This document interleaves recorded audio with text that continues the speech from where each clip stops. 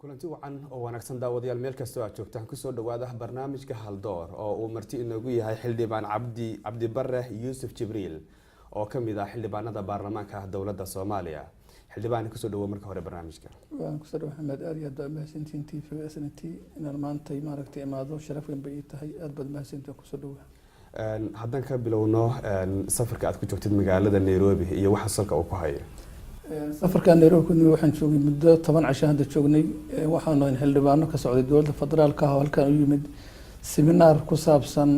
oo ay qabteen guddiga maaliyadda qabteen baarlamaanka federaalka World Bank ay qabteen sida maaragtay xisaabaadka iyo arrimahaas maaragtay lagu kobcinayo dalka Soomaaliya lagu kobcinayo marka seminarkina wuxuu noo dhamaaday shalay oo Jimcaha noo dhamaaday insha Allah.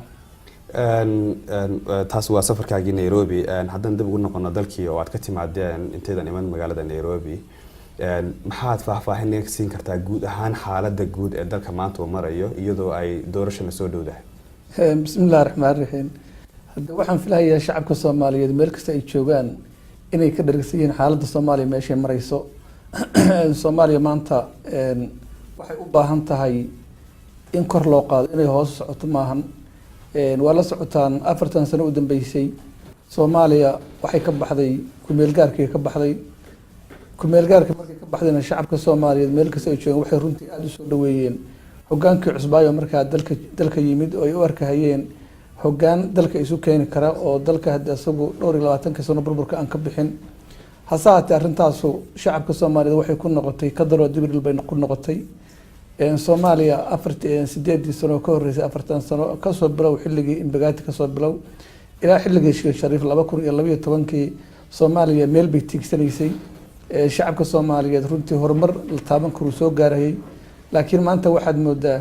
inuu dib u noqday burburkii Soomaaliya meeshii mareysay in ka fog inuu gadaal u noqday baa dalkii marka aad moodaa maanta arinta doorashada hadda aad ka sharqamaysayna waxa weeye Soomaaliya doorasho ku soo socota ku soo food leh waqti naga xigta 2 bilood haddaan isbedel kala imaan hadda xilligaasna Soomaaliya waxay u baahan tahay hoggaan caadil oo Soomaaliya dhibaatada ka saara shacabka Soomaaliyeedna waxaan leeyahay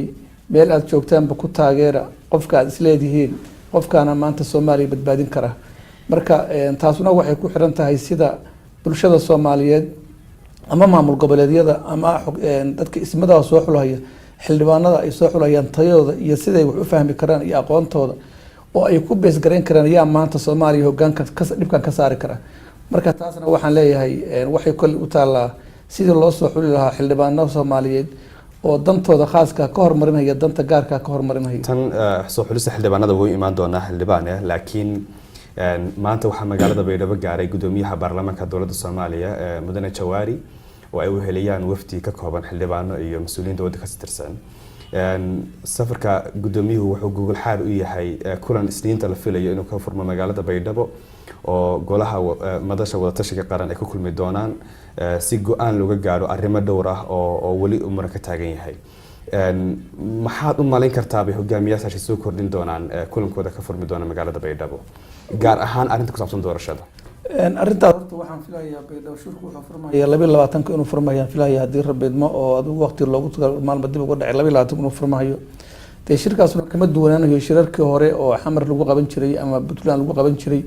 oo qodobo ka soo bixi jireen marka waxaan rajaynayaa shirkaas inuu noqdo shir inta mira dhala wax maartay shacabka Soomaaliyeed taabageliyo inuu ka soo baxaan rajaynaa oo ku saabsan doorashada 2016 bilaha soo socda kaasaan rajaynaa inuu ka soo baxo arrimaha shirba ka horeeyay ka dhacay magaalada Muqdisho arrin baa jirta xasaasi ah oo muran badan dhalisay gaar ahaan marka laga hadlayo magaalada Muqdisho oo caasimadda Soomaaliya waxa loo kala aragti duwan yahay maqaam noocee ah bay caasimadu yeelanaysaa dadka qaar waxay ku doodayaan in Muqdisho laga dhigo maamul goboleed la mid ah maamul goboleedka kala dalka ka jira caasimaduna marti ku noqoto dadka qaarna waxay leeyihiin maya caasimadu waa inay maqaam gaar ah yeelataa Soomaaliya oo dhan ay ka dhaxaysa dooda ku saabsan arrintaas oo siyaasiyiinta Soomaalida aad u kala duwan yihiin adigu ka xildhibaan ahaan see waragtaa horta sida waxa weeye Soomaaliya adduunka horta caasimad buu leeyahay meesha caasimadana waxa weeye caalamku waxa weeye waa meel Soomaaliya center oo la qofna sheegan karin qof gaar maaragtay u sheegan karin jirin waa centralkii waa tiirkii Soomaaliya sida madaxweynuhu u yahay tiir dhaxaadkii Soomaaliya shacabka Soomaaliyeed doorkii 12 milyan madaxweynuhu u yahay bay caasimaduna waxay u tahay centralkii sidana caalamka caasimad lama kala sheegto marka arintaas waa jirtaa in la yiri xamar hal la siiyo maaragtay koota gaar oo ay leedahay hal la siiyo dee xamar haddii koota gaar la siinayo waxay noqonaysaa inay ka mid noqoto maaragtay gobolada madaxa bannaan oo maaragtay aan caasimad ay noqon karin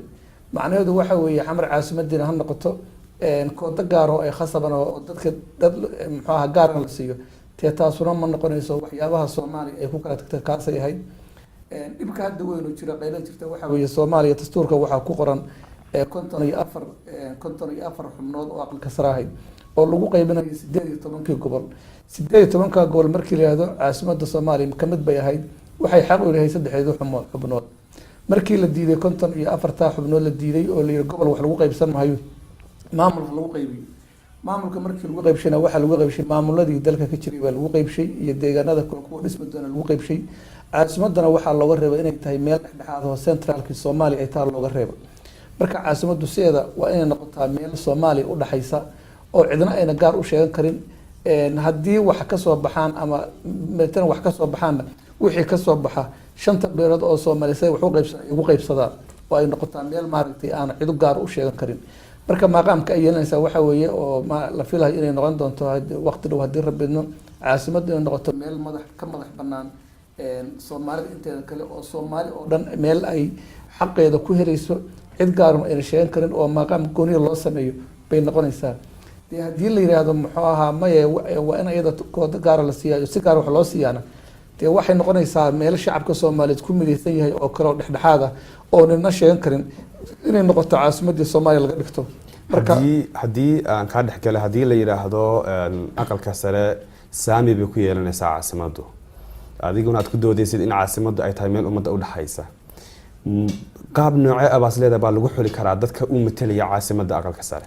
Soomaalida oo dhan baa gobolada laga soo wada xulaya oo caasimadda ay ku jirto qaab noocee baa lagu salayn karaa haddii shirka hadda ka dhacaya Baydhabo lagu heshiiyo caasimadda hal la siiyo muxuu ahaa tirsi gaar haddii la siiyo walow tirsigii dastuurka qorna 54 ay ku tahay oo 54kii beelo ay qaybsadeen waxay noqonaysaa wax allaale iyo wixii caasimadda ka soo baxa in beelaha Soomaaliyeed si saamisiban loogu qaybiyo oo aan cid gaar la siinin marka waxa leeyahay mas'uuliyiinta hadda Baydhabo isugu tagay khalad ka dhacay hal khalad waa jira inuu dhacay khaladkaas dhacayna waxa weeye beesha banaadiriga oo iyadu xamar degan oo gobollo kala deganay in xaqii aan lahayn iyada aan la siin oo Soomaalida kale ay 54 aqalka sare qaybsadeen marka haddii cid wax la siinayo waxay noqonaysaa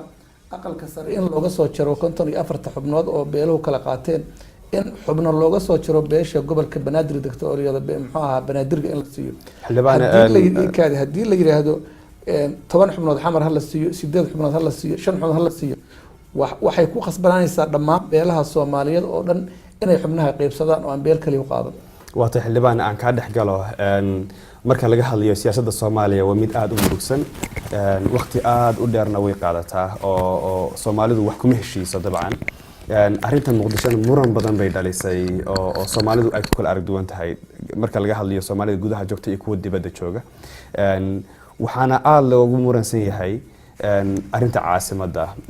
caasimaddu waa sax waa meel Soomaali ka dhaxaysa laakiin waxa dood adag baa jirta oo ay leeyihiin dadka qaarkii maadaama maamul goboleedyadiina dad gaar ah sheegteen oo ay leeyihiin annaga noo xeeran tahay meeshan Muqdishona ay dad degaan dadka deegaanka Muqdisho ku ah waxay leeyihiin caasimadda go'aankeeda annaga iska leh annagana waxna la ka weydiinaya sida gobolada kale ee dalka ay u jiraan dad iyaga wax laga weydiiyo oo iyaga laga xisaabtamo oo aan jirin cid ciida ka daba hadasha arrintaasi oo siyaasiyiinta laftigooda ku kala aragti duwan yihiin marka laga hadlayo kuwa madasha qaran oo hadda aynu leenahay Baydhabo shirkooda ka socda oo isniinta ka furmaya kuwa dadka Muqdisho dega miyaan iyagu xaq u lahayn maadaama iyaga magaalada ku badan yihiin oo magaalada degan yihiin inay masiirka magaalada iyagu ay ka taliyaan horta arrin baan kuu saxayaa Soomaaliya cid u kala badan ma lahan Soomaaliya dadku waxay aaminsan yihiin hadda in loo ka batay Soomaaliya in badan oo maaragtay ilaa 60 sano ku dhawaadahay Soomaaliya caasimadda lagu degan Soomaaliya deganay cid u badnayd iyo cid gaar u sheegan jirtay horta ma lahan taa waan kuu saxayaa haddii burburka dhacayna muxuu ahaa dee qolo walba meeshii markaa islahayd xoogaa waa ku amaan helaysaaba isugu tagtay.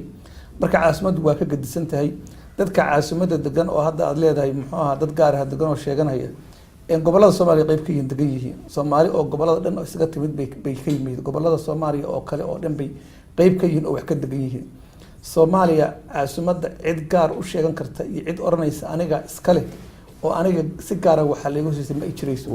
mid ka saas loo waxa weeye macnaheedu waxa weeye xamar caasimad ma noqon karto meel kale looga raro oo muxuu ahaa xamar ha noqoto xarun ganacsi oo gobolada Soomaaliya kamid ah. taas hadii la oranayo taas Soomaaliya u taalaa. marka cidda maaragtay hadda la ku doodaysa xamar aniga iskale cid kale kama hadli karto. anigu waxaan u arkaa riyeen qof riyooday baan u arkaa maxaa yeelay caasimada Soomaaliya ama caasimadaha adduunka oo dhan cid gaar u sheeganaysa iyo reebel gaar u sheeganaysa ma ay jirayso. marka baysku waxa weeye caasimadu waa caasimad nin maanta aniga iga xiga male. adigu maanta haddaad xamar tagtid muwaadin Soomaaliyeed baad tahay xaq baad u leedahay xamar inaad qaybtaada ka heshid maxaa yeelay waa caasimadii Soomaaliya. marka dadka ku riyoonayo xamar maaragtay ana iskale ama kan iskale waxaan arkaa arintaas inay tahay arinta caasimadda inta jeclayna uga gudbo arinta kale iyadoo marka tagay waxa kamid ah tan maamul goboleedyada dalka dowladda jirta waxay ballan qaaday inay dhameystiri doonto maamul goboleedyada ka jira dalka welina waxaan ognahay inaanay dhameystirin dhismaha maamulka Hiiraan iyo Shabeellaha Dhexe. maxaa hortaagan baas dhihi kartaa arinta maamulkaas? waxaa hortaagan wadadii la rabay in wax lagu maamulo oo sida dastuurku sheegayay lagu maamulo gees laga maray. sidana waxa weeye adduunka sharci baa kala haga. sharciga inoo qoran iyo dastuurka ummad u qoran haddii aan la ixtiraamin oo nin walba yiraahdo dastuurkii waan tuurayaa tayda ka weyn taas waxay noqonaysaa dee wixii jiray aanu burburina macnaheedu noqonaysaa. marka waa la socotay markii laakiin xildhibaan aan ka dhex galo marka aad taas leedahay idinku xildhibaanadii baa tihiin marka qof mas'uul ah oo dowladda ka tirsan oo dastuurkii garab marayo dabcan sharcigii wuu jebinaya idinku miyadan lahayn awoodda la xisaabtanka mas'uulkaas ama dadka saas oo dhaqmaya? horta waxa fiican marka hadlay hadalka inaad iga dhexgelin maxaa yeelay hadalka inaan wax badan ka faafiyaan rabaa. markaan saas leeyahay waxa weeye dee dastuurkii haddii mar aan lagu tixgelinaynin siduu ahaa dee dabcan anigu mas-uuliyiinta dalka ugu sarreysan kama saarayo. baarlamaankuna qayb buu ka leeyahay. maxaa dhacay cidda wax ilaalinaysa oo sharciga ilaalinaysa oo qodobkan la jibiyay ilaalinaysa waa baarlamaankii. baarlamaanka laftigiisa hadduu inta ku milmay wax jibintii ku milmay oo ay ka awood badatay reer beesheeda halkaa degan ama beesheeda halkaa u badanteeda aan raaco waxyaabaha dastuurka la jibinaya kamid tahay. waad la socotaan oo dastuurka waxaa ku qoran 2 gobol iyo ka badan inay israaci karaan. waad ogeydeen oo galmudug markii la aasaasayay waa gobol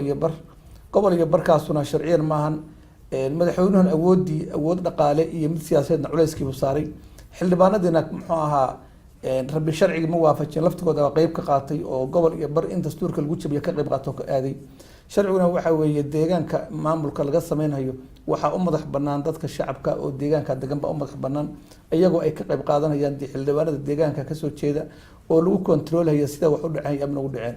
dowladdu waxay ka soo galaysaa 2 meelood bay ka soo galaysaa maamul goboleed marka la sameynayo. koow waxay ka soo galaysaa meeshaas maamulka laga sameynayo amnigeeda inay sugto meesha wixii dhaqaalaha ku bixi lahaa oo loo tijiyo inay idu bixiso oo dhaqaalaha ay bixiso. labada qodob baa dowladdu ka soo galaysa. labadii qodobna dowladdu waa xabaashay waxa ugu awood batay team anaga ay taabacsan ama biri codka isiinaya ama anaga garab isiinaya aad meesha ka soo saartay. marka dhibka jira taas weeye. Soomaaliyana waxyaabaha la degweyda waxa weeye sharcigii baa la ilaalin waayay oo lagu tuntay oo la gees maray waxaa laga doorbiday tayda hal raac kaliya. xildhibaanadina dhalinyarada badan baa lainoo soo jeediyaa oo gaar ahaan ku saabsan dastuurka oo aad waxba ka bedel badan ku samayseen. dhowaan waxaa wax ka bedesheen 2 qodob oo dastuur ku yaalay oo mid ku saabsanaa dastuurka dib u eegistiisa. maxaad u cuskateen oo aad arrintaa dib ugu dhigteen? horta waxa weeye xildhibaanadu waxaan u maleynayaa weli qodob dastuuriyana oo ay bedeleen oo official u bedeleen horta ma ay jirto. dastuurka hore loo bedelay waxyaabo badan baa laga bedelay laakiin baarlamaanku markaa shughulku way lama ogeysin waqti meel dhaxan laga saaray in qodobo badan dastuurka laga bedelayna baarlamaanku xilli kale ogaaday. laakiin baarlamaanku midkan uu hadda lagu shaqeeyo horta ansixiyay qodobada hadda la bedelay qodobo maaragtay hadda xasaasiyad keenaya oo la oranayo dastuurka lagu tunta maahan. wiiga qodobada la bedelay waxa weeye waa qodobka 136 farqadiisa 6 inay u maleynayo oo lagu bedelay ahayd. labada qodob la bedelay waxa weeye maadaama doorasho soo dhowdahay doorashadiina waqtigeedii ay dhaweyn yani ayna ifafaala ayna ka muuqanin 2 biloodna ay ka hartay in xilliga door in baarlamaankaanu maaragtay inta baarlamaan bedelayo la keenayo ama 2 bilood ha lagu keeno ama 3 bilood ha lagu keeno in asaga uu sii shaqeeyo dalkuna baarlamaanka ma maarmi karo taasuna waxa weeye wax maaragtay hadda waa qodob dastuuri oo ahayd haddii baarlamaanka waqtigeeda loogu talagalay la dooran waayo si aan dastuurkan meesha uga bixin in baarlamaankan uu sii jiro oo muddada oo sii shaqeeyo inta baarlamaanka la keenayo taasuna anigu ma arka sharciga qodob la jabshay qodobka labaadna waxa weeye dastuurkan hadda jira wuxuu ku egyahay waqtigiisa wuxuu ku egyahay asna baarlamaankan xilligu ku egyahay oo ku meel dawladdu ay ka bixi lahayd maaragtay hal qof iyo hal cod asna in baarlamaan dastuurkan uu sii shaqeeyo ilaa 2020 inta la gaarayo hal cod iyo hal qof la gaarayo oo dalka aan ku dhicin ama baarlamaan ku dhicin ama dastuur la-aan ku dhicin oo dastuurkan lagu sii shaqeeyo baarlamaanka tobnaad imaanaya inuu ku sii shaqeeyo baarlamaankan labada qodob baa la bedelay labadaas qodobna waxa weeye waa 2 qodob oo dalka dan u ah shakhsina aan dan u hayna mustaqbalka Soomaaliya dan u ah weeye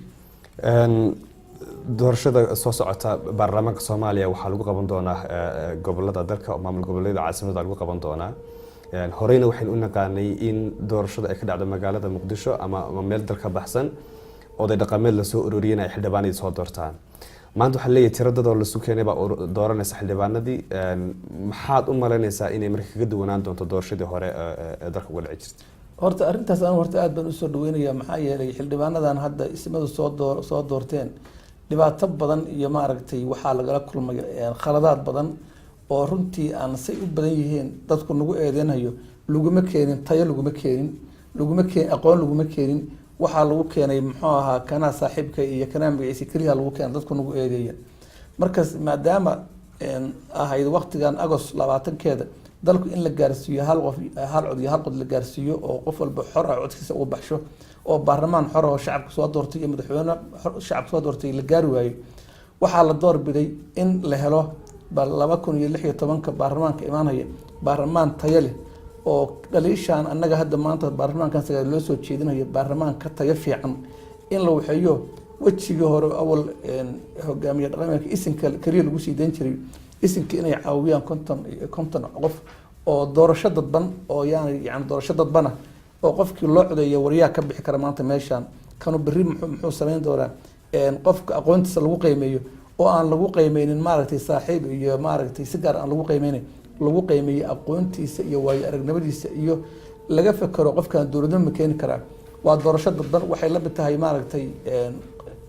doorashadii loo dareerayo kale ay la mid tahay marka arintu taasaa isbedelka keentay arrintan aad iyo aad baan u soo dhaweynaya waxaan aaminsanahay taa haddii la sameeyo in la heli doono baarlamaan 70% tayo leh oo wax walba ka fakaraya dantii Soomaaliyeed ka fakaraya ama dantiisa khaaska ka hormarinaya danta gaarka ummadda Soomaaliyeed ka hormarinaya in la helayo anigu aaminsanahay ma malaynaysaa in adigu kaalintaada ka soo bixi kartid oo aad awood u leedahay in aad doorashadaas oo kale aad ku soo baxdo dadka inta laga aqoonaysi waa qofkeesa ku xiran tahay qofku soo asoo dadka ula hadlo ama dadka u qanciyo ama dadka oran karo waxaanan bedelay waxaanan ku bedeli karaa qofka asaga laga rabo inuu waxa keeno kuma xirna maaragtay dadka doorashadaas kuma xirna waxay ku xiran tahay qofku markuu barnaamijka jeedinayo wax qabadkiisa iyo dowladnimada soo raadinay ku xiran tahay waa tahay arinta soo xulista baarlamaanka meel badan baa siyaabo kale looga arkaa xildhibaanada ka imaanaya Soomaaliland ama waqooyiga Soomaaliya xildhibaanadaas warar hoose waxay sheegayaan in qaabka loo soo xulayo uu khilaaf ka taagan yahay oo ay isku khilaafsan yihiin madaxweynaha Soomaaliya iyo ra'iisul wasaaruhu adigu xildhibaan ahaan Cabdi Barre qaab noocee baad u aragtaa in lagu soo xulo xildhibaanada ka imaanaya Soomaaliland waxa weeye horta anigu waxaan rabaa arinta maaragtay ra'iisul wasaaraha iyo madaxweynaha isku haysta inaan horta meesha ka saaro maxaa yeelay dadku maan ari meel ku xariisan oo namba iska soo kaxaysanayso doona ka yeelayo xildhibaanada ka imaanaya gobolada waqooyi galbeed ama Soomaaliland ka imaanaya waa xildhibaano Soomaaliyeed ilaa cartay joogeen inta waxay ku imaan jireen nidaam bay ku imaan jireen la iskuma qabsan jirin haddana nidaamkii ay ku imaanayeen ay ku yimaadeen maxay ismadoodii baa jooga way konton qofkii dooran lahaa waa joogaan marka anigu ma arko maaragtay in carqalad la gasho leeyahay madaxweyne iyo ra'iisul wasaare isku haysta oo dadkii laga dhiga maaragtay dad iyagu maaragtay meel isaga xariisan oo aan isin lahayn uma arko taas marka isinkoodii baa jooga meesha on laga saaro ereyga maaragtay ra'iisul wasaare iyo madaxweyne isku haysta iskuma haysan karaan iskuma qabsan karaan maxaa yeelay waa ummad Soomaaliyeed oo isimkoodii joogo oo waxgaradkoodii joogo oo siyaasigoodii joogo marka arrintaas waxaa fiican inaad iska xirtaan baa fiican. waxaa jira inaan weli la dhamaystirin bartilmaameedyo muhiim ah oo doorashada ku saabsan sida wax ka bedelka dastuurka oo aad tirahdeen dib baa loo dhigay, guddiyada doorashada, soo xulista ergooyin iyo muran ka taagan maqaamka caasimadda. arrimahaas oo isbiirsaday ma kuu muuqataa in doorashadu ay xilligood ku qabsoomi karto? haddii wax walba daacad laga yahay wax walba ay ku qabsoomi karaan maana waqti ay ku qabsoomi karaan.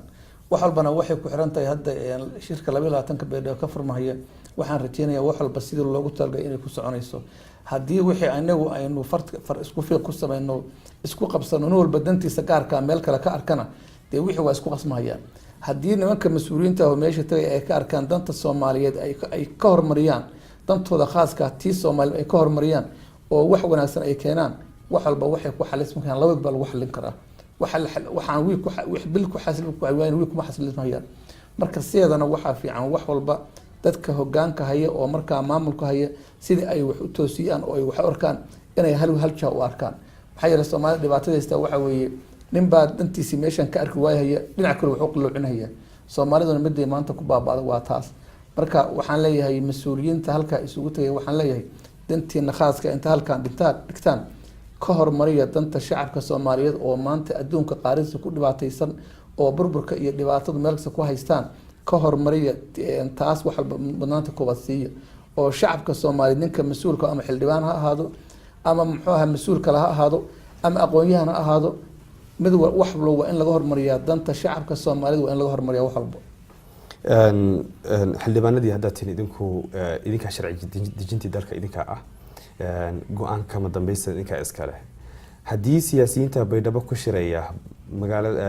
maalinta Isniinta ah ay go-aan ay ku midaysan yihiin soo saari waayaan waqtiguna aad aragtid inuu yahay waqti aad gabaabsi u ah, kaalinta u bannaan xildhibaanada maxay tahay arrintaa go-aanka gaadhisteeda? go-aankeeda markaas allahna gaarsiiyo anigu hadda ormaya kaasa u bannaan la oran maayo laakiin haddii waqtiga munaasibka ay ku heshin waayaan oo shirka ay ku kala tagaan wax la taaban kara ay kasoo bixi waayaan taasu haddii dalku wuxuu leeyahay sharci buu leeyahay baarlamaan buu leeyahay baarlamaankuna go-aanba markaas soo saari doonaa shacabka Soomaaliyeed ay ku farxi doonaan buu soo saari doonaa. marka baarlamaankan waxyaabo badan hadda uu ka hortagi lahaa oo khaladaad badan oo socda oo ku saabsan qaabka hadda wax u wadaan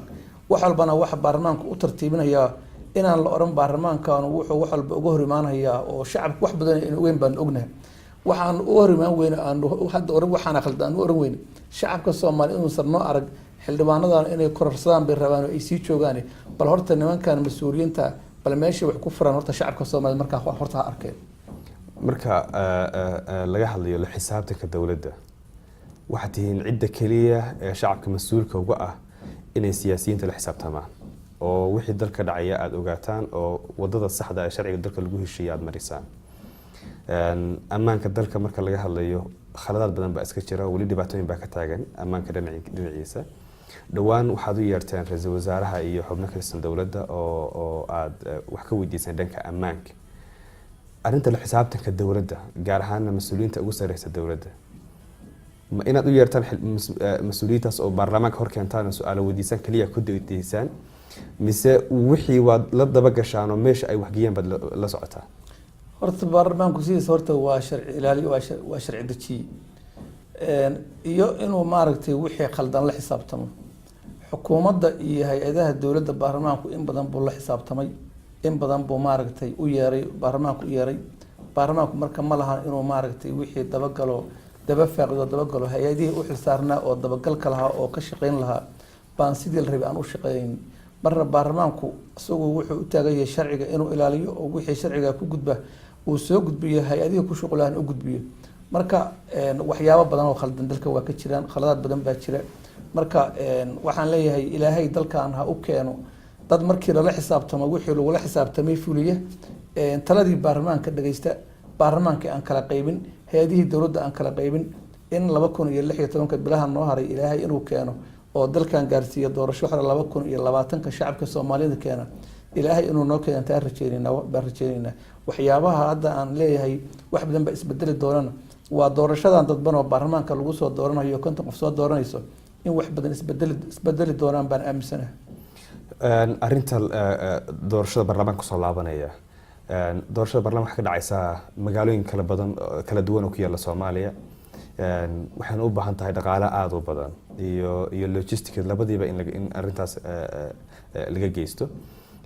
dawladdu waxay sheegtay inay imaanayaan korjoogayaal arinta doorashada isha ku haya oo sida u dhacayaan ogaada qaab noocaaba doorashadaas u dhacaysa hal marba magaalooyinkaas dhan lagu qabanaya doorashadaas mise maalinba magaalo lagu qabanaya inta magaalada kala diyaar garoobayso waqtiguna wali way yaryahay maya doorashadaas waxay dhacaysaa hal maalin bay gobolada loo cayimay oo dhan oo maamul goboleedyada iyo meel kasta oo doorasho ka dhacayso hal maalin bay dhacaysaa hal maalin baa la wada xareyn hal maalin baa baashka la wada siin maalinta xigtana waa maalinta codka wada dhacayo hal maalin baa isku wada socdaan waa naqshad isku wada xiran taas waa midaas dee dhaqaalahana ciddii ballan qaaday ra-iisul wasaaraha Soomaaliya Cumar Cabdirashiid asagaa ballan qaaday ergooyinka tirada badan dhaqaalahooda anaa gacanta ku haya biir marka waa shaqo xukuumadda laga rabaa in dhaqaalahaas keento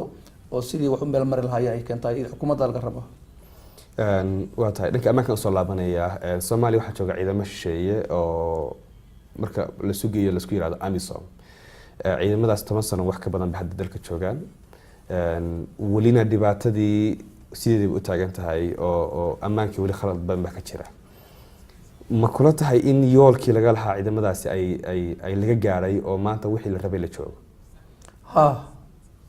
markaan ku ka baan leeyahay yoolka laga lahaa waxa weeye Soomaaliya inay degin baa loo keenay inayna horumar gaarin baa loo keenay inayna ciidamo Soomaaliya samaysan baa loo keenay maxaa yeelay haddii daacad laga yahay caalamku daacad ka yahay Soomaaliya inay amnigeeda ciidamada kale ay daacad ka yihiin oo lagu tilmaamay peace force lagu tilmaamay yani ciidamada awoodda leh oo burburinaya muxuu cadawga burburinaya haddii loo keenay 24 kun wadanka joogta oo dabaabaadku hubkooda haysta muddo ka yar 2 bilood ama 3 bilood bay wiilasha yar oo duurka soo afjari lahaayeen oo la soo meeri lahaa tiina ma ay muuqato marka anigu waxaan aaminsanahay ama shacabka Soomaaliyeed badan aaminsan yihiin AMISOM in loo keenay burburka iyo dhibaatada iyo inaan dawlad ka dhalan in loo keenay maxaa yeelay adduunka kale markii wax ka dhacaan waad aragtay si loo gurmado wax yar ma aragtay kii khalad keena iyo kii dhibaato keena iyada maxkamadda Hague baa loo diyaarinaya lagu dacweynayo maxkamadda Hague loo diyaarinayo Soomaaliya marka halka waxa ka cad cid xil iska saaraysa iyo cid u soo jeeda mid ayna jirin haddii Soomaaliya daacad laga yahay wax allaale wixii dawladnimada Soomaaliya qariba ama hanaankii dawladnimada qariba corruption iyo musuqmaasuq sameeya maxkamad baa la soo saari lahaa marka waxa la hortaagan yahay ciidamadii Soomaaliya xataa in la dhisaa la hortaagan yahay waxyaabo fara badan baa jira marka su'aashaad weydiisay yoolkii caalamku ka lahaa Soomaaliya wadadeedii waa lagu socdaa maxaa yeelay nimankan waxa loo keenay in dhaqaale meesha ku qaataan in burburka iyo dhibaatadu sii bataan inaan amni Soomaaliya lagu sugin oo maalinta dhibku sii batay taas loo keenay tiina wadadeeda waa haystaa laakiin ilaa hadda waxa la leeyahay hoggaan Soomaaliyeed oo waxaan inta ka fakiray yiraahdo war wada khaldan baan ku soconay aynu canshuuraheena iyo dawladnimadeena intaynu isu tagno aanu samaysano ciidan Soomaaliyeed oo aynu ka kaaftoono marka ciidamadan ajnabiga oo wadanka dhibaatada ku hay aan kaaftoon wax yar baa Soomaaliya lagu xallin karaa waxaan aad uga xumahay marka qaarkood marka maqlo meel baad diyaarad rushayso diyaarad baad duqaysay diyaaradu waxay duqaysaa ciidamo cadow oo is hor fadhiyo infantry oo dawlad is weeraraya wiilal yar duurka ku jira markii diyaaradu shaqayso dhibka ay diyaaradaas keenaysa waxa ka sii badan xoolihii baa la eenaya dad masaakiin reer baadiya ku dhamaanaya ilaa haddana mas'uuliyiinta dawladda wax ka hadlay arinta oo iftiimay midna ma jirto nin walba dantiisa gaarka wuxuu ka arkay shilimaadka uu xadayo oo dhuuqayo buu dantiisa ka arka marka ilaahay Soomaaliya u keeno hoggaan caadil iyo baarlamaan Soomaaliyeed oo ka fakara ummadan Soomaaliyeed burburkeeda ka fakara ilaahay Soomaaliya u keeno marka ciidan dal loo dirayo oo sida Soomaaliya oo kale Libaane waxa jira mandate waxay dhahaan waqti baa loo qabtaa la yiraahdo waqtigaasi ciidamadaas ka baxayaan dalkaas marka hadafkii laga lahaa la gaar AMISOM gormay Soomaaliya ka baxaysa AMISOM Soomaaliya waxay ka baxaysaa markii shacabka Soomaaliyeed aqligiisu shaqeeyo maskaxiisu shaqeeyso dawladnimada u soo jeesadaan hal mabdana qaataan ciidan samaystaan markaas ay Soomaaliya AMISOM ka baxaysa oo Soomaaliya iyadu danteeda isku filan gasho waxaad maqlaysaa sida loo joogo muxuu ahaa United Nations ka Afristo Security Council ka Afristo 6 bilood baa loo kordhiyay joogitaanka AMISOM Soomaaliya loo kordhiyay baarlamaanka wax laga weydiin maayo madaxweyne Soomaaliya iyo xukuumadda wax laga weydiin maayo halka waxaad ka garanaysaa dalkan inuusan gacanteena ku jirin awood ka xoog badan inay gacanteena ku jirto oo laga ilaalinayo Soomaaliya horumarkeeda laga ilaalinayo marka midda ugu muhiimsan waxa weeye ugu muhiimsan AMISOM iyo ajnabi iyo gacan shaqeeya waxaanu kaga kaaftoomi karnaa marka la helo aqli Soomaaliyeed oo shaqeeya oo dan shaqeeya oo dowladnimadu waxay tahay ogaada oo muxuu ahaa soo jeensada oo yidhahda adeerna daayi annaga isku filan annaga ciidanka dhisayna xeryihii Soomaaliya waa dhisan yihiin ciidamada waa lagu tababaran karaa waxaad maqlaysaa markii ciidan hala tababaro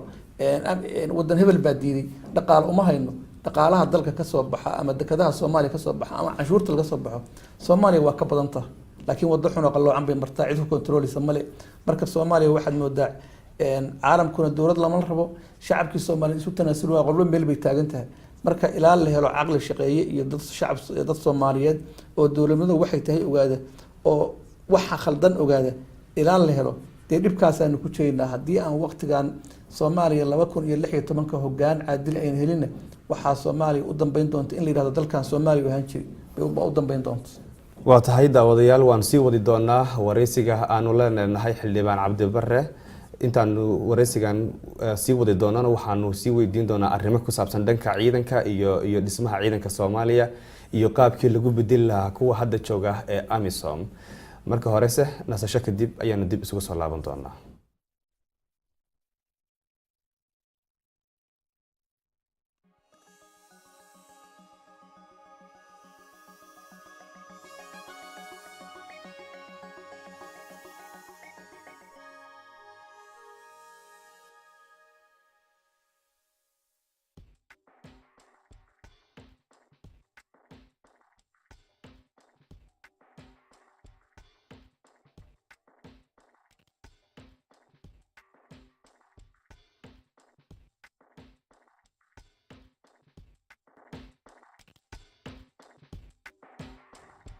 تيفيجا تيفيادينو استا تلفزيون ويه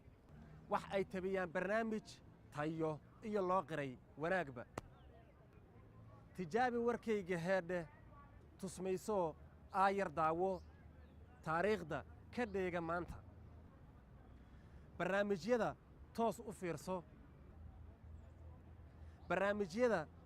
u fiirso tixraac sooyaalka suuban tafsiirka qur'aanka raaco warar tifaftiran dhagayso hoggaanka tacliinka qaado bandhigga taxanaha la saaxiib ciyaaraha towlan daawo dhallaanka ka tiigso ooday tanaadna ka eega huuno dhallaanka ka tiigso ooday tanaadna ka eega huuno tiifiga tiifiyadeennu istaa telefishan weeye wax ay tabayaan barnaamij tiyo iyo loo qiray wanaagba saxaafadda kaga tilmaaman siday u tisqaaday maanta horumarka ay kaga tillaabtay haddaan waxun aan ka taabto dayaxa oo taagan weeye sidaa ula taabaqaada tiifiyadeennu istaa telefishan weeye wax ay tabayaan barnaamij tayo iyo loo qiray wanaagba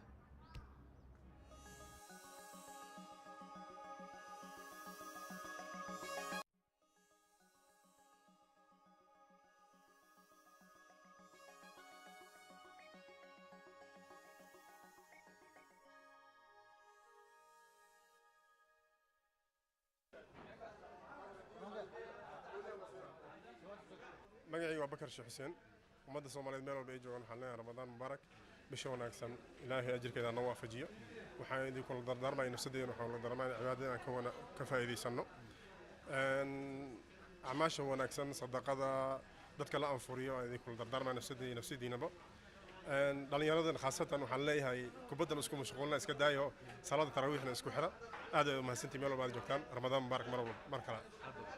بسم الله الرحمن الرحيم مجاعيد عبد الله حسن برو ولا لي مسلمين وحان سؤاليا رمضان الكريم الجوجا وحيابها إن اللي سدافه وحيابها وناج إن لو قدامه أو دينته وحيابها أس إلهي نفعنا قدامنا صلاتها تراويح ده الشهر صلاة وقت يدي إن الدكتور الصلاة على وقتها على أيالي ولا لي صلاتها عن وقت الدكتور رمضان وحيابها عايدة هيسها مشاكلته وحيابها إن دافع أيان رجال ولا عيال وحاكل أصحابها سفوين بدن أيان هايين لح سفاين كسيناين لح سفوه الإيمان والخروج الإيمان واليقين على كلمة الطيب لا إله إلا الله وأن محمد رسول الله. الصلاة ذات الخشوع والخضوع العلم مع الذكر الصلاة ذات الخشوع والخضوع العلم مع الذكر إكرام المسلمين إخلاص النية دعوة إلى الله والخروج في سبيل الله دعوة إليه والأوفية إليه والأبح. جزاكم الله خيرا. السلام عليكم. magacayga waa cabdiraxmaan hiraabe aadan ku nool xaafadda isli waxaan ugu hambalyeynaa muslimiinta dhammaan bisha ramadaan khaasatan in laga faa'iidaysto bisha maadaama ay tahay bil khayraad badan oo laga faa'iidaysto cibaadada dhinac walba ha noqoto amba sadaqa ha noqoto dad afurin ha noqoto khaasatan dhallinyarada waxaan ku boorinayaa inay ka faa'iidaystaan bishaan ay ka soo jeestaan ciyaaraha ay u soo jeestaan cibaadada alle ay iska dhaafaan maalaayacniga iyo waxyaalahaas dhallinyarta intaasaan ku boorinayaa intaasaan kula dardaarmada تيفيجي صار رفنا هذا وماسينا مادام أو كيف قاتل برنامج هذا وحس بدن أو هم بلينا أسينا هم بليا هم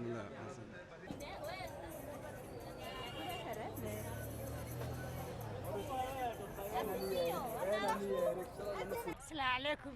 مجاعي وفتون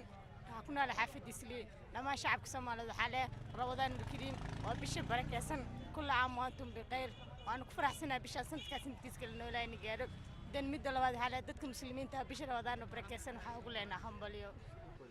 بسم الله الحمد لله الصلاة والسلام على رسول الله صلى الله عليه وسلم. أما بعد السلام عليكم ورحمة الله وبركاته.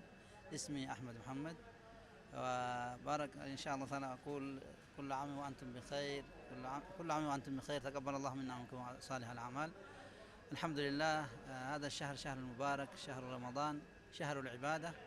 كما قال الله سبحانه وتعالى يعني رمضان معروف أنزله الله سبحانه وتعالى فيه أنزل القرآن يقول الله جل وعلا يعني شهر رمضان الذي أنزل فيه القرآن وبينات من الهدى والفرقان. إذن شهر رمضان هذا موسم الذي اختاره الله الذي يعني يستفيد بهذا ونسأل الله سبحانه وتعالى أن ينفعكم ويجعلكم من أهل عبادة ونسأل الله سبحانه وتعالى أن لا يجعلنا من عباد رمضان نسأل الله أن يجعلنا من عباد الله سبحانه وتعالى. وهذا الموسم يعني رمضان شهر العبادة وشهر القرآن. يعني بعض الناس يعني يشتغلون في مباراة أو الألعاب وأشياء اللي ما ينفع في الآخرة لكن اللي ينفع أن نقرأ القرآن ونصلي التراويح ونكون يعني من أهل العبادة ونسأل الله سبحانه وتعالى أن يثبتنا ويتقبل منا صالح الأعمال وكل عام وأنتم بخير والسلام عليكم ورحمة الله وبركاته. أنا مقعي محمد يوسف waxaan aad ugu mahadcelinayaa TV-ga Star TV National Network ummadda Soomaaliyeed waxaan halkan ka salaamayaa ummadda Soomaaliyeed dhan meel kasta joogaan waxaan leeyahay Ramadaan Kariim ummadda Soomaaliyeed waxaan ugu baaqayaa meel kasta joogaan inay bishan bil cibaada wa bil khayr inay ku dadaalaan sadaqaadka badsadaan soo naxariistaan dadka walaalaha waxba haysan ay caawiyaan dadka masaakiinta afur haysan ay afuriyaan kood Ilaahay wax sii way كي إلهي وحسينين إذا ما تغناصن وحيلا حنون كدور صدا سيدي وحيلا حرامتا وحيلا إلهي رالي كيهن إذا ما تغناص كيلا عليه أنت موت سمر دو باغل هاي كارها وحن سلامية شغالها تيفيجا ستا تيفي. السلام عليكم ورحمة الله وبركاته.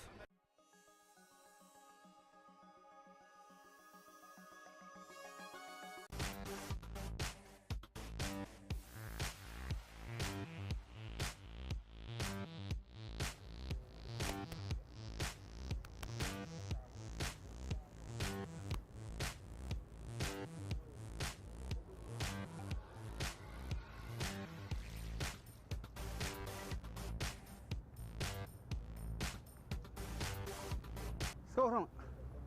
سكف أنتين إلهي جلدي ولي وجيت كني تو عالم كجوستا أنا عالم كجوست ورياها السلام عليكم رعو بريك كور وعليكم السلام وروا النبض هي وروا الحمد لله إلهي جلدي وين هذا كوبر واقيسن إلهي بنون معي هي كور حالة هذا والله الحمد لله هي قرما تيمد وروا سعوني يوني قصهر نمي هي هيربان كجتي هالكنا بورت تشيت كي ها بان كجتي قال هبين بان كم هي والفدي عن سكور السنة مقالدي حق النيروبي بان كاين هي عصبات ودك كينيا ها بان كاين واقر إنا فدي سكور السنة أنا فدي بالي قدر قبالي هذا اللي فدي بالي قدر قبالي أنا في غسبة لو قدر هي والله سكور السنة فوق في سكور السنة وهاك تشوف كانوا يلا وكوا شوف كانوا يلا waryaahe war barwaaqada soo fariisi waryaahe ها. waxaad moodaa Ramaas. inuu gogol la dhigay Aad gogol iyo aad waxaan iyo maqli jiray garoonka hebel ee lagu ciyaaro ها baa ka maqli jiray idaacada alla dhawr wari waa soo daalayo هي daal daal daal اه ma daal baa tidaahaa mise caga barar baan ugu اي caga barar un baan ugu dhicin Aye. caga barar un war heede ها annagu waa kuu fiican waa koo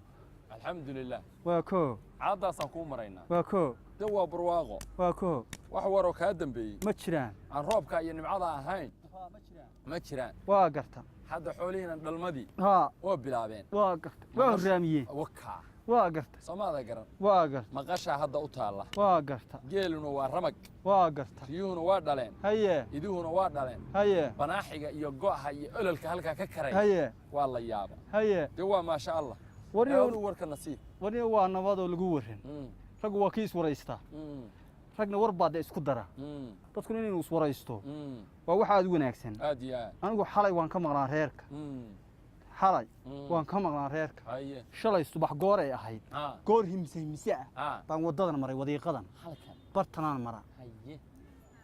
ceelkii nairobi aha baan gaadhay haye waa lagu fiicnaa haye balaayo ma jirin waxa dhiila ah alxamdu oo war dhiileeda Mm. ceelkaa ma oolin waa gar nimcada ilaa halkaa gurigaa aan ka tegey ها ilaa ceelkaa magaaladaa aan gaadhay aha meelaysan xareedu jiifin Mm. oo rays qaboobaha ah aynu fadhino haddeer Mm. aynu galabta fadhino Mm. uusan oolin Mm. maan arag Mm. wax geediya Mm. ama hayaana Mm. oo ilaa intaa magaalada u dhaxaysa ciddii aan arkayay la kulmayey ilaa magaalada la sheegaya ma arag waa gar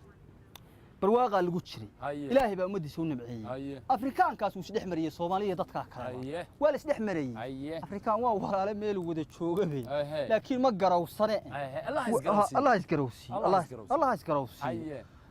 waa la wada joogay xagga maceeshadda maciishada maceeshadda niyow anigu dee safar maceeshadeed ها maan ahaynoo dee waad ogtahay caanahaba dibadda la geeyo looma baahno dhariyadaba saababkaa la iskaga riday aad iyo oo wax raashin ah aad iyo oo loo baahan yahay ma jirto haye sonkortana way isaga taallaa reerku dee shaaha isaga lagama maarmo oo islaamuhu kama maarmaan haye warniyow calaaya tacaal ها ceelkaaniyo waa lagu fiicnaa maasha dadku meelay ka soo galaan haye iyo meelay ka yimaadaan intaba wax war gooyooda wax war dhiila sidaa ها maysan joogin waa gar waan kuu kala dhaafaye Mm. daalkaa yeelayaan filayaaye Mm. ceelkaa warkii ugu weynaa ee yaallay Mm. ee la hadal hayey Mm. oo ilaa intaan magaaladaa joogay dadku hadal hayeen Mm. wuxuu ahaa tv cusub tv cusub haye oo hawada soo galay soo galay haa Ay. oo afka soomaaliga ku hadli ku doona baxa ma maqli jirta tv-ya fara badan oo hawada ku jira soomaalileeda ma maqli jirta waa buux oo wayna ingiriiska iyo meelaha xafiisyadeeda ku yaallaan waaweyn naga fog ma maqli jirta ها naga fog fog ها xafiiska ku yaalla koowaada ku yaalla meel naga fog ma maqli meel jirta naga fog haa ku yaalla yurubta ma maqli jirta aan war badnoo waa hay xafiiska koowaad ee ugu weyn oo ku yaalla afrika oo waliba magaalada aan tegay ku oo tv-ga magacii tv-ga ها stn tv baa la dhahaa waa stn tv baa tv-ga la dhahaa mar dhow waxaana soo gaaraya Eh. ninkii la oran jiray ciise dab asna oga faraxsiino in tv-gaas uu hawada soo galay ma geelayso meelaha ka dhow asaga geeliisi baa meelaha ka dhow wani halkan aan kusoo dhaafay kiira u dhalay ma kii yara u dhalay baad soo arag kiira burjabay hee burjo calaykum asalaam haddaan ku hadalay warraw istaag haddaan ku hadalay hadda war waa nabade war waa nabade iska warrama war ciise dalab la mahdi war waa anigii war ciise halka soo fadhi xagga soo war istaag soo dhawow ilaahay baa isu keenay wareede halka ma fadhiisan karo dee nin tuur lamaana haya isla joogan ku warramaya haye wareede maanta dhan halka idinka eegayay haye waxaa la nimankan meesha ma maraya hugunkayaa soo raacda hugunkiina soo raaco markii hugunkii aan soo raacayna raadkiina arko waan soo qaaday dharabka haa dharab geeli baa halkaa ii daaqayay waa koo waxaan warmaraha nimanka kale waa niman wax kale u dan leh haa halkaasaan soo marado buurtaasaan ka soo dhacdo qaraqarkaasaan soo marado geedahaasaan soo dhex marado raadkiina intaa ku joogi wana noo tuugana moodamiya ragga inta waa idinka cabsaday waa idinka baqay anna waxaan mooday haa ninkana wuxuu yidhi tv caalami ah hawada soo galay oo soomaalidii oo dhan baahideeda tiray haa oo uu wax walba u soo daynaya waan gartay suugaantii soo daynaya Waan gartay. murtadii oo dhan halkaa aan ka daawan doona Waan oo aan ka dhegaysan doonaa Waan oo la yidhaho s t n maasha t allah v kaasaan mooday intaa maqashay inaad nagu saleexatay moodo ciiso horta waa warad igu kordhiseen waana waxaad ii sheegteen waana wax igu cusub waa wax wanaagsan marka nima yahow bal taasna dib baynu ugu noqonaynaa waynu halkaas waynu ka jaanqaadi doonaa dee anigu geelaygii iyo xoolahaygii iyo halkaasaan joogo dhulka barwaaqadoo dhasaynada ah yaan joogni ilaahay baa inoo shub wax dulina ma qabtaan wax dulina waa dhibaato ma qabno dulin ma qabtaan wax dhibaato ciiso TV-gaas xataa xoolaha ganacsigooda iyo waxa xataa soo kordha oo maciishada ku soo kordha STN TV baan ka helaynaa kala raacayna ha guulaysto STN TV baan kala raacayna waxaa samaysaan war waa sii soconayaaye TV-gaasi hadalkaad iga boobteene wuxuu ku hadlayaa luuqado kala gedisan oo ay ugu horeyso luuqadeenna hooye af Soomaaliga TV-gu doonaya uu maqlay isaguna hadda TV-gu maqla wareer waa sii soconaya والله هذا hawl baanu haynaa hawl baanu sheegaynaa naga go walaale kugu soo celin kugu soo celin wareede iska ka soo wacayeen amuro iskaga jiray hadana war qaadanaya waxa soo baxay adigoo geeli iyo arigi iyo xoolihii la joogo iyo lo'd iyo fardihii isaa dhaxmaa telefoonkaga ka daawanaysaaba telefoonka baba lagu soo tuurayaa oo markaas wareer waxa ka sidana taqaana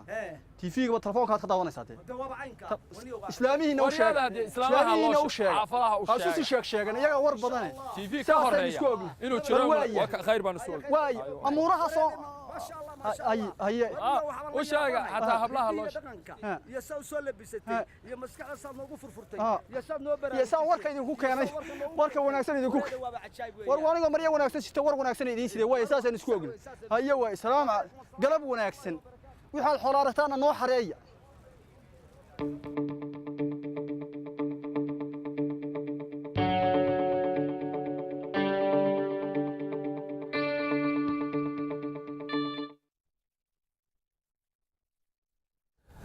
kulanti wacan mar kale daawadayaal soo noqod wanaagsan waxaan ku guda jirnaa barnaamijka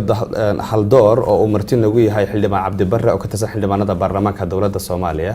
xildhibaan markaa ku soo dhaw barnaamijka waxaanu maraynay dhismaha ciidamada Soomaaliya iyo joogitaanka ciidamada AMISOM marka ciidan Soomaaliya laga hadlayo taariikhda dib loo raacaa oo xilligii midowgii Sovieti oo kaalin weyn ka geystay dhismaha ciidamada Soomaaliya dhawaan ra'iisul wasaaraha Soomaaliya wuxuu tagay dalka Ruushka wuxuuna ka codsaday in ciidamada Soomaaliya dhisidooda gacan laga siiyo arintaas oo dadka qaarkii ay dhaheen waxa dabar jab ay dawladda Soomaaliya kala kulantay wadamada reer galbeedka oo Mareykanka hogaaminayo oo ka caga jiidaya in ay dhisaan ciidamada Soomaaliya arinta ciidamada Soomaaliya dhisidooda yaad u malaynaysaa hortaagan arinta ciidamada Soomaaliya dhisidooda dadku waxay yiraahdeen nimankan beesha caalamka sheegta baa hortaagan laakiin anigu arinta oo ka fikradooda ma qabay waxa hortaagan Soomaaliya inay dawlad noqoto inay ciidan yeelato inay horumar gaarto shacabka Soomaaliyeed baa hortaagan maxaa yeelay shacabkii Soomaaliyeed hadduu san mar mideysnay oo uusan asagu hal mid ahayn diyadan cidna wax ku eedeyn waxa Soomaalidu waxay ku maamaadaa sagaar haday dawlad hafteeda ku qarsan lahayd markaad adigu wax noqotid oo adigu aad meel noqotid oo adiga dadnimaadii meel soo saartid oo qof aad dal xisaabi kartid horta marka qof cambaare dawlad cambaare laakiin waxa hortaagan waxa weeye inaan horumar gaarno waa shacabkii Soomaaliyeed iyo mas'uuliyiintii Soomaaliyeed oo dadkii kala qoqobay maxaa yeelay 91kii burbur baa dhacay dhibaato dhacday mas'uuliyiintii dalka soo martay wax ilaa hadda dad xataa xooga isu keenay yar isu keenay waxa lagu arkay Allahu naxariis Cabdullaahi Axmed oo ilaa 800 irgaxam isugu keenay taasna markii la keenay waad ogeed in la isqabadsiiyay isaga iyo Cali Maxamed Geedi madaxa la isu gashay oo la arkay hanaan Soomaaliya inay soo socoto la arkay marka dhibaatadii ugu weyn oo dalka haysata ama ciidan ha ahaato ama dawlad la'aan ha ahaato ama dhibka Soomaaliya haysata Soomaaliya waa mas'uul ka ah waxa mas'uul ka ah nimanka markasta hoggaanka qabta oo dawladnimada mas'uul ka ah marka ninna wuxuu qabsanayo iyo waxa aad maanta qabsanaysid maanta saacadan hadda inta iska furtid meel saaratid oo haddana aad xiratid qofku oranaya xiran ma lahan laakiin haddaad xiran weydid waa laga xaday mid baa ka hoos qaadaya wax walba saas marka mataladeedu tahay marka waxba yeelan caalamka eedeyn waxba yeelan cid gaar eedeyn mas'uuliyadda dalka ku habsatay aynaga iskale ciidan aynaga samaysan karna inagaa horumar samaysan karna, amniga inagaa samaysan karna, sharcigii aan maalinta ku tumayn inagaa samaysan karna. dee inta haddaynu samaysan weynay dee hadeer haddii inta lagu taliyo ciidan ma samaysanayso lagu yihahdo ciidamo ajnabi lagu keeno dee waxba yeena ka qaylan. marka dhibaatada taagan waa taas, mas-uuliyadda waxa iskale shacabka Soomaaliyeed iyo mas-uuliyiinta Soomaaliyeed baa iskale. shacabkuna qayb wuxuu u leeyahay markasta yaan mas-uuliyiinta la eedayn. shacabku wuxuu qayb ka yahay dee nin walba ninkiisu dabagal u sacbinaya leeyahay muxuu ahaa qasoo ka urinaya qabiil iyo qashin baabash ka urinaya baa shacabka u taagan yahay. shacabka Soomaaliyeed inta halkaa istaagan oran lahaayeen adeer waxa aad nagu wadid kaa yeeli mayno oo shacabkii meel istaagi lahaayeen, ninka hogaanka haya waxa ma ahaadeen, waa shaqsi.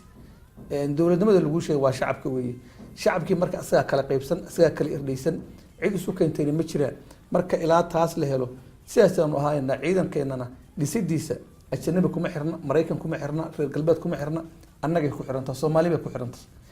inaanu dowlad samaysana aynagay nagu xirantaa, iyo inaan meel kale farta ku fiiqayna aynagu fartaan isku fiiqno dhibaatadana haysta inuu iska daweyn.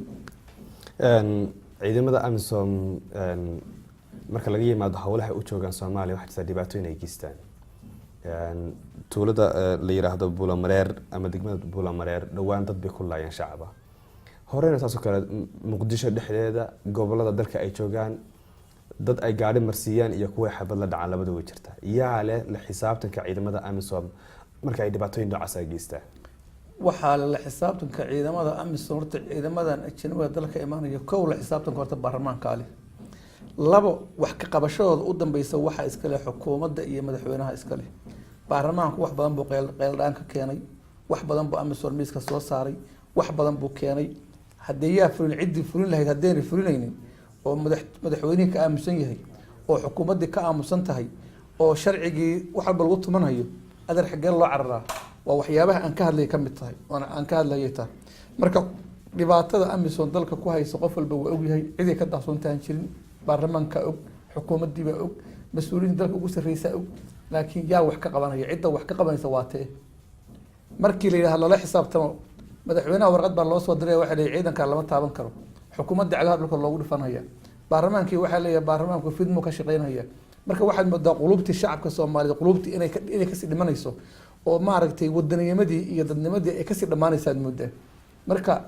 wax walba oo khaldan oo khaladkeeda leh cid gaar ayaan lagu eedeynin. shacabka Soomaaliyeed oday ha ahaado, gabar ha ahaado, waayeel ha ahaado, siyaasi ha ahaado, waa ka siman yihiin.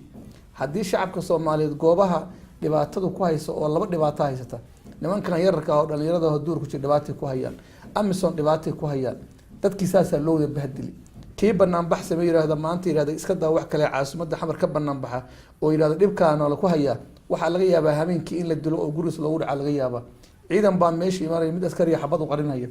marka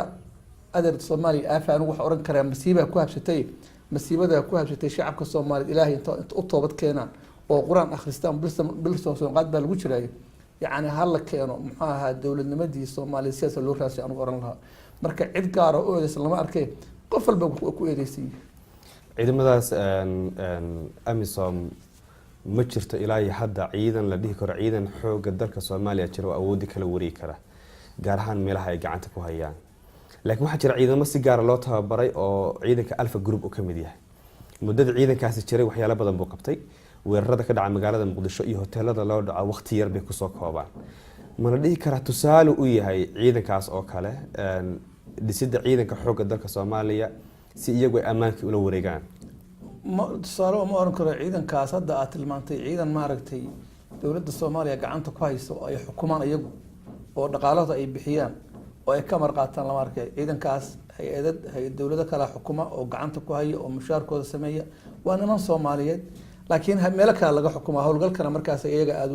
loo diraa. laakiin cid ay maaragtay ay ka amar qaadanayaan oo dowladnimo ay ka amar qaadanayaan iyo muxuu hay'ado xukuma oo shacabka xukuma oo ay hoos yimaadaan midna male. maxaa yeelay mushaarkoodana iguma bixiyaan, xuquuqdoodana ma bixiyaan, caafimaadkoodana ma bixiyaan. halkaas waxaad ka garanaysaa yacni Soomaaliya gacmo fara badan inay ku kala jiraan.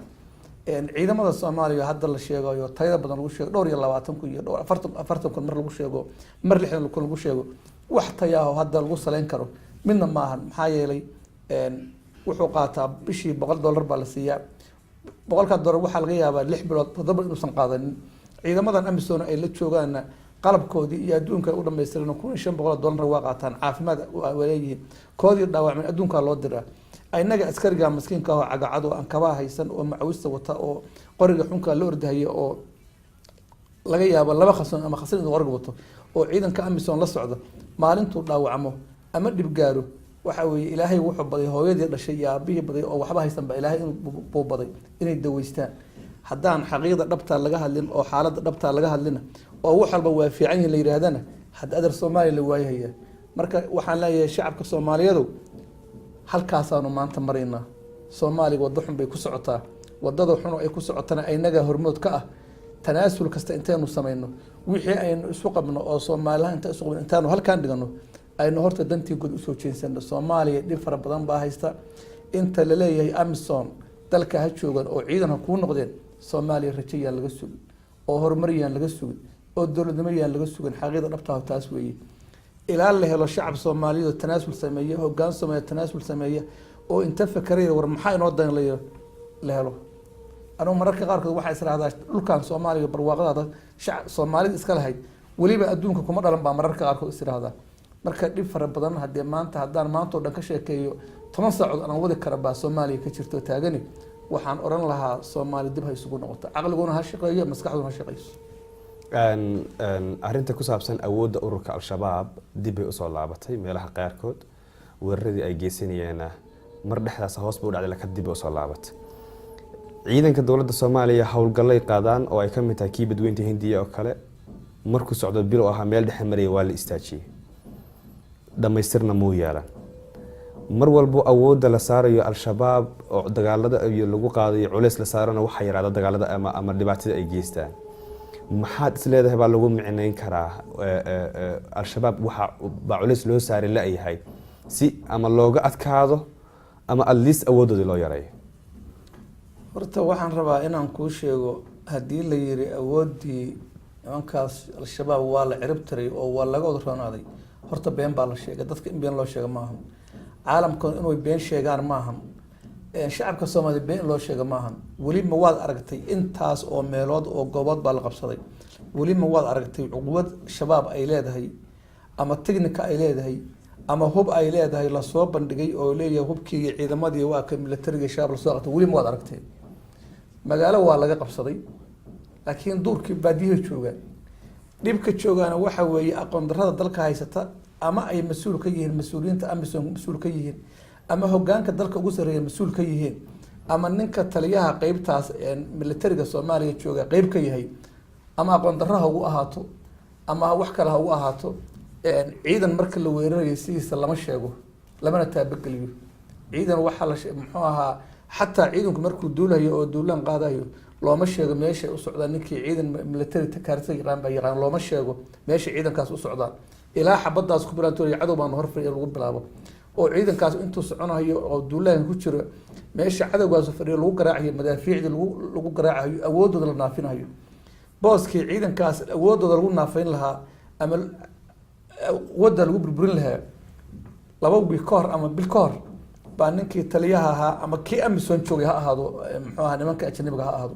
ama kii Soomaaliga ha ahaado ama kii degmadaas xukuumad tuuladaas nimanka shabaab joog ha ahaadeen bil ka hor baa la siin adina waxay leeyahay ciidamada xoogga dalka Soomaaliyeed iyo ciidamada Amisom maalin hebel baan waxaan ku wajahanahay tuulo hebel ku soconaa